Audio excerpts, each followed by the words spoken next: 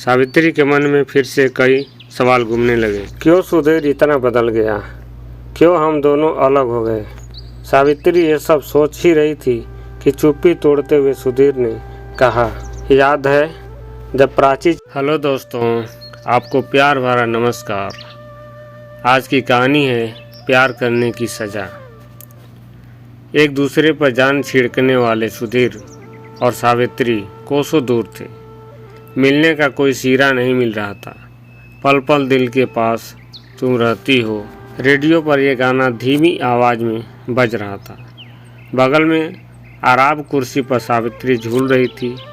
शायद कोई किताब पढ़ते पढ़ते उसकी आंखें लग गई थी। थोड़ी देर में उसकी बेटी प्राची स्कूल से आ गई और नींद में खलल डालती हुई बोली, मम्मी पता है कल सबके पेरेंट्स को स्कूल में बुलाया है। कल फंक्शन है ना, इसलिए आप और पापा भी आएंगे ना।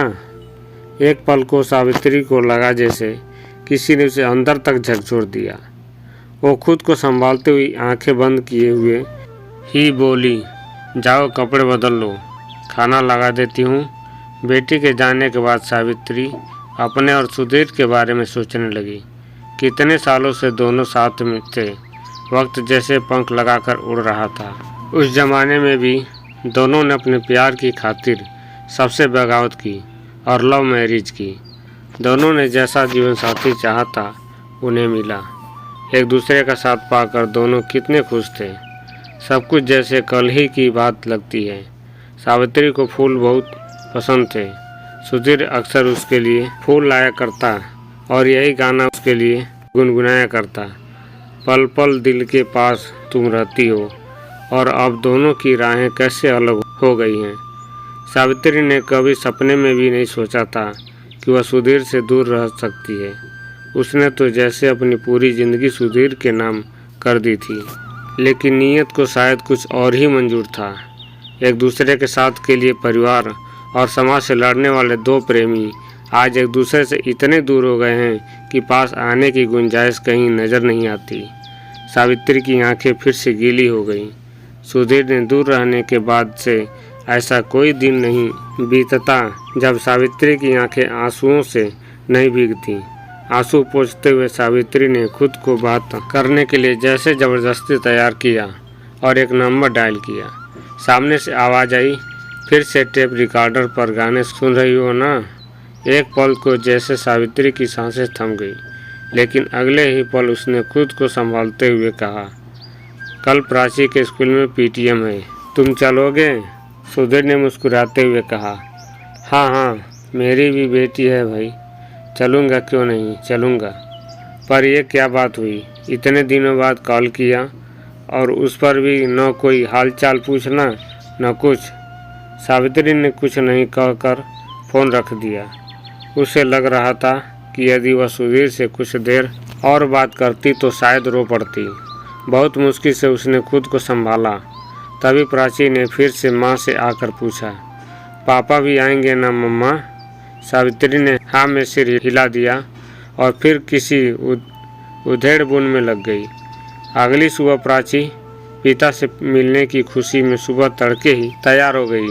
सावित्री ने भी हल्के गुलाबी रंग की एक साड़ी पहन ली जो उसे सुधीर ने कभी गिफ्ट की थी। स्कूल पहुंचकर प्राची तो तैयार होकर चली गई क्योंकि उसे आज डांस करना था। सावित्री एक कुर्सी पर बैठ गई। तभी पीछे से एक हाथ उसके कंधे को छू गया और जानी पहचानी आवाज़ आई, शुरू। सुधीर उसे शुरू ही तो बुलाया करता था। अब जैसे वो अपना ही नाम भूल गई थी। सावित्री ने मुड़कर देखा तो सुधीर खड़ा था। झट से एक कुर्सी पकड़कर वो सावित्री के पास बैठ गया। सावित्री के मन में फिर से कई सवाल घूमने लगे। क्यों सुधीर इतना बदल गया? क्यों हम दोनों अलग हो गए? सावित्री ये सब सोच ही रही थी कि चुप्पी तोड़ते हुए सुधीर ने कहा, याद है जब प्राची छोटी थी तो उसे तुम्हारा दुपट्टा ओढ़कर नाचना कितना पसंद था। समय को जैसे पंख लग गए। आज वो स्कूल में परफॉर्म करेगी। हाँ, वो अब भी मेरा दुपट्टा ओढ़कर नाचती है।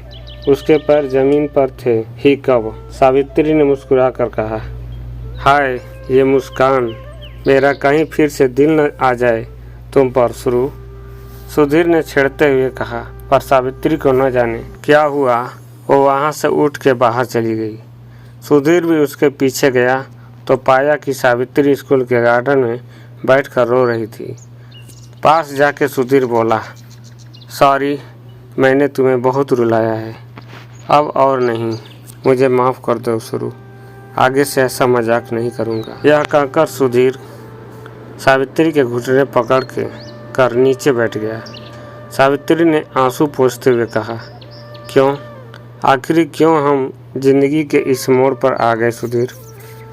सुधीर ने सावित्री की आंखों में देखते हुए कहा, सच कहूँ शुरू, हमारे अलग होने का जितना दुख तुम्हें और प्राची को है उतना ही मुझे भी है। हम दोनों की गलती नहीं है। उस समय हम भी तो बच्चे ही थे, हमें कोई खास अक्ल नहीं थी, तो अब कौन सा अक्ल आ गई, सावित्री ने कहा। सावित्री की बात पर सुधीर भी कुछ सोचने लगा। फिर उसने धीरे से सावित्री से कहा, सुनो ना, पिछले कई दिनों से तुमसे ये कहने की कोशिश कर रहा था, पर तुम बात ही नहीं करती। जो हुआ उसे भूलकर हम एक नई शुरुआत नहीं कर सकते? सावित्री ने कुछ सोचते हुए जवाब दिया, मैं जानती हूँ सुधीर, ये सब तुम बस यूं ही मुझे रोता देखकर कह रहे हो। असल में ऐसा कुछ भी नहीं है।